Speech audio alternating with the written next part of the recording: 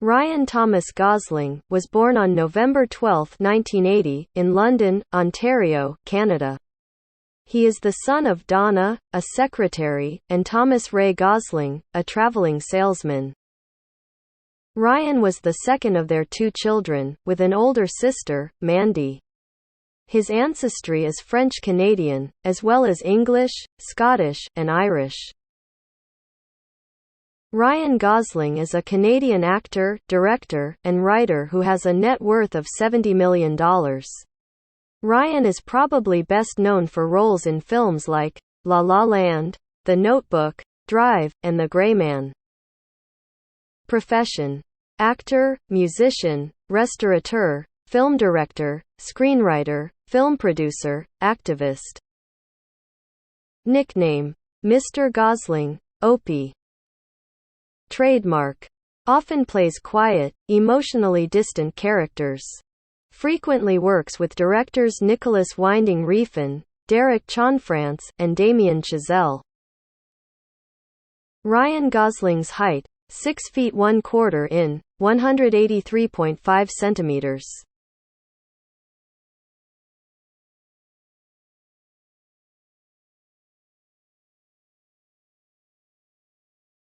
All my characters are me.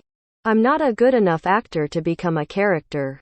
I hear about actors who become the role and I think, I wonder what that feels like.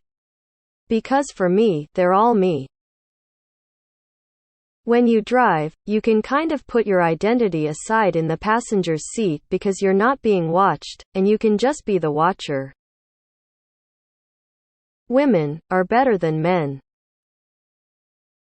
I don't even think of myself as particularly good-looking, and not at all a typical kind of Hollywood leading man sort of actor.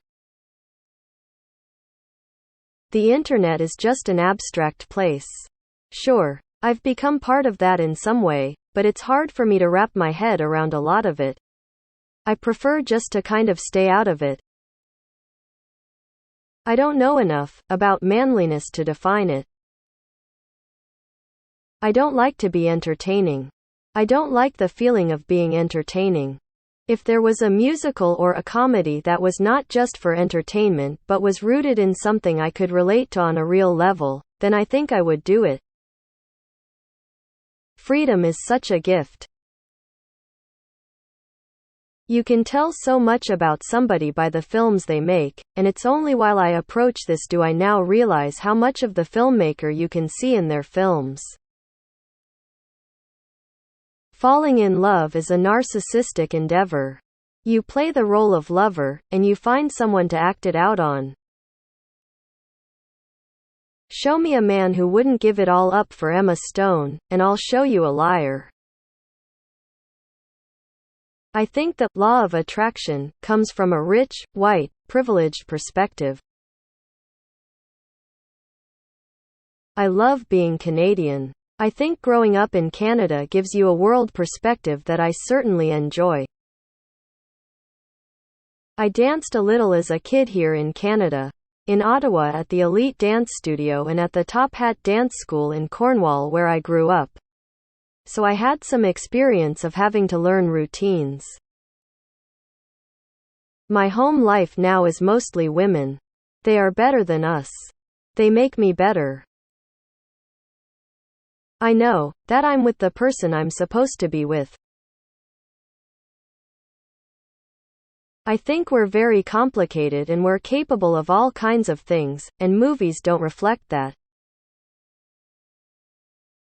My first exposure to what Hollywood was like, behind the scenes, was when Joel Silver started screaming at Roger Rabbit at the beginning of Who Framed Roger Rabbit.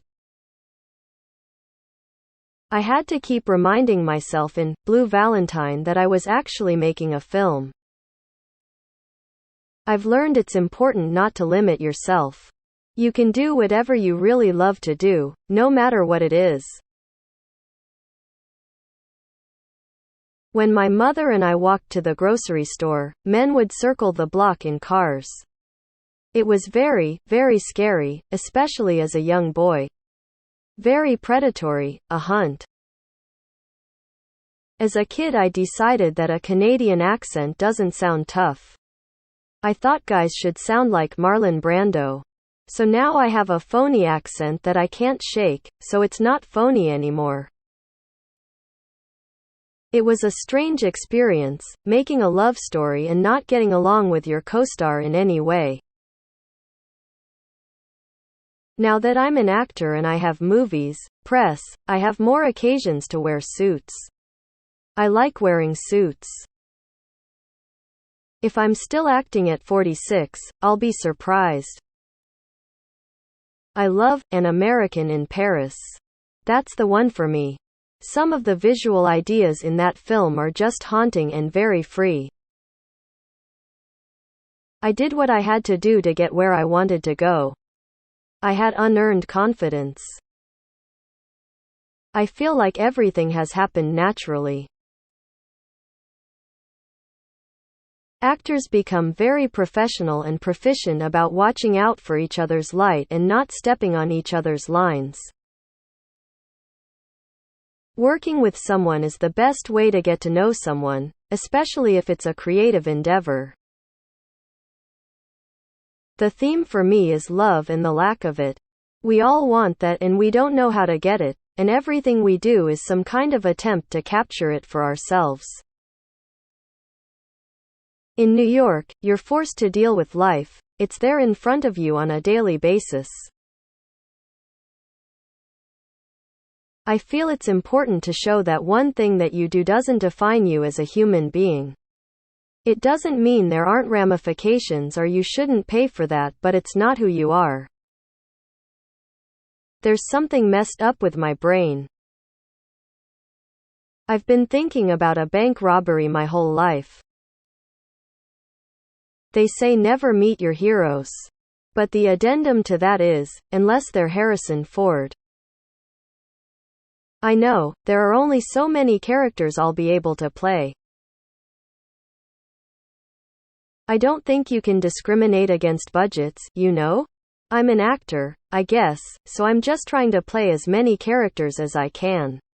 If there's a character I think I can play, and they're going to let me do it, I'll do it whether it's $10 or $1 million or more.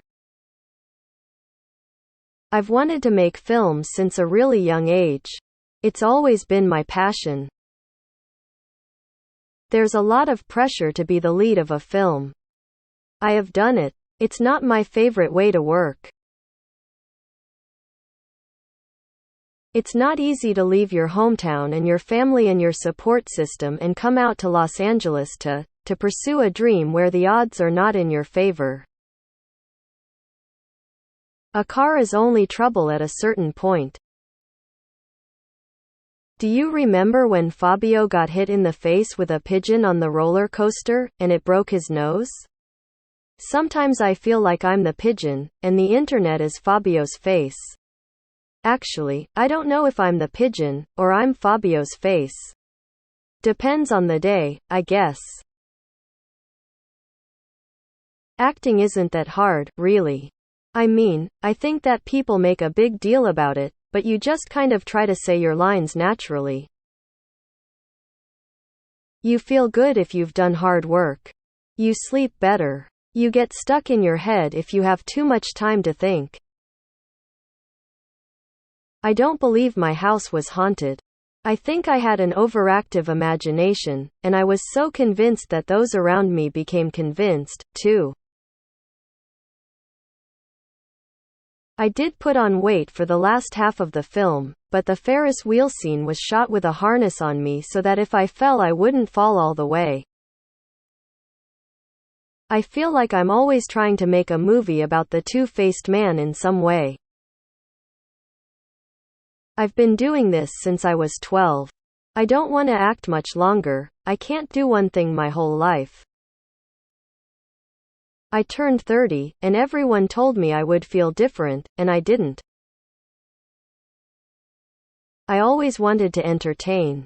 When I was 6, a scrawny kid, I'd get in my red Speedo and do muscle moves. I actually thought I was muscular. I didn't know everyone was laughing at me. Sometimes, I think that the one thing I love most about being an adult is the right to buy candy whenever and wherever I want. Maybe in my life I sort of put myself in situations that were chaotic, outside of my life. I make a mean tuna fish sandwich. I think that you can sort of have your own personal journey and you can just kind of apply that to whatever characters you're playing. I'm waiting to get old. I think old guys with tattoos look good. I had my hustle. It was whatever I could do to not end up working in a factory. If I had to shake it like a showgirl, I was going to do it. I felt like I was going crazy as a kid. I wanted to be man, get a job. I still go to Disneyland as much as I can. The Haunted Mansion is my favorite ride. When you meet your kids, you realize that they deserve great parents. And then you have your marching orders, and you have to try and become the person that they deserve. My sister and I used to sing at weddings. We would sing, "When a Man Loves a Woman," to the bride. We'd do it right before the garter ceremony. I've always liked women more. I was brought up by my mother and older sister. I found my way into dance class. I did this scene in Lars and the Real Girl, where I was in a room full of old ladies who were knitting, and it was an all-day scene, so they showed me how. It was one of the most relaxing days of my life. I'm attracted to films that have strong female characters because there are strong female characters in my life. That's my own reality, so it's a doorway into a world for me. If I have any particular appeal to women, maybe it's because I listen more than other guys do, and appreciate how they think and feel about things. This is going to sound ridiculous, but I remember watching Boys and the Hood, and there is a scene where Cuba Gooding Jr. gets pressed against a car by a police officer. And he starts crying because it's so humiliating. I remember thinking in that moment that I could totally identify with him, and I'm a little white kid from Canada. I don't really have that much angst to get rid of. It's weird to have no control over something that you're involved in. For now, I'm just going to keep doing the work and hope I don't get fired. If people want to put me up on their walls, I'll love it.